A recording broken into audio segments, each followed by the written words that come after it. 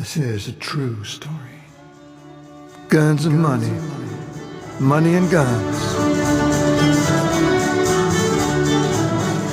The true root of much evil. This is the year 2014, and this is 340 Foundry Street in Oxford, Nova Scotia.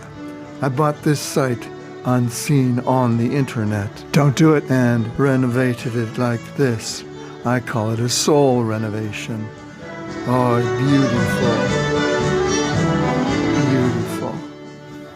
Now this is not the real story. The real story happens down here. And this used to be a disaster area, including the whole house, except for what I found there. And in that basement, buried behind some wires in that house in Oxford, Nova Scotia, guess what fell out of the sky? A folded piece of paper. And this is how it goes. From Brian Redmond. Why, Brian, thank you very much. A message from beyond. And it goes something like this. My name is Brian Redmond because they got me in a bad spot. I did something stupid. I committed a crime. I don't want to go to jail, so I am not going to get this money. It makes me feel guilty.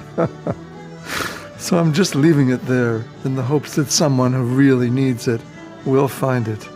Well, that someone who really needed it and would hope to find it was little old me.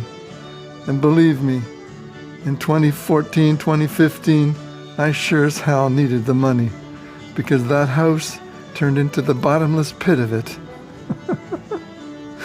And Brian Redmond, I sure as hell hope that I find it.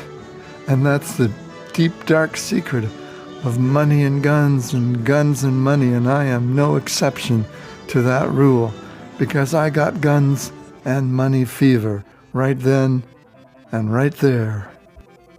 And this is the magic of guns and money and guns. And inside the box, all this money and them two guns, 3 $100 bills, 2 50s, 15 20s, 20 10s, 55s, all the way down to nickels and dimes. Several rounds of ammunition for that 38 and 45 automatic. So I got the guns and money fever for $1,248 But believe me, if you find vintage money nowadays and vintage guns, it's sure as hell worth more than a lot than that. Guns and money and guns, but that's not all. Oh yeah, the map, page 2. Now, that highway is still there, and the old road is the road that I lived on, and it looks pretty accurate. But, surprise, surprise, I guess all that was left was the farmhouse. Chicken coop? No chicken coop. Whatever all this stuff was, nothing there. See what you described, shoot a southwest bearing off the corner post of the chicken coop. Head for the maple it hits. There's no maple there no more. Dead large branch with a groove in it. Stand under the groove and walk 105 paces due north. Dig on the east side of the big mossy rock.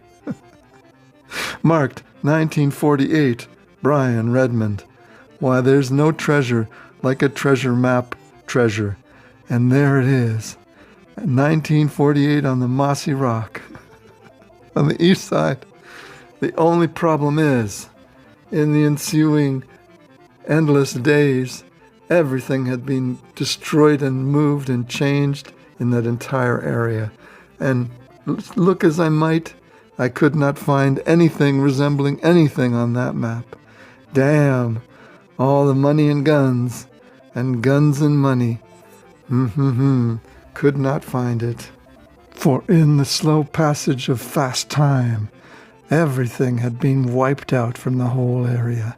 Oh, you can see the old highway and the old street, but nothing else remained. That is the story of guns and money and guns.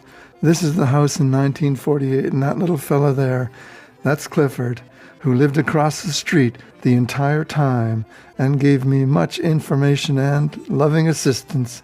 Thank you very much, Clifford, and thank you very much, Rose.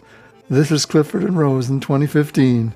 Many thanks and respect, Clifford and Rose. Thank you very much for helping me out in this damned mission of bringing this house back from the raccoons. Money and guns and money, the true root of much evil. Bob Allisat, Science Media, out for now. This was a true story. Guns and money and guns.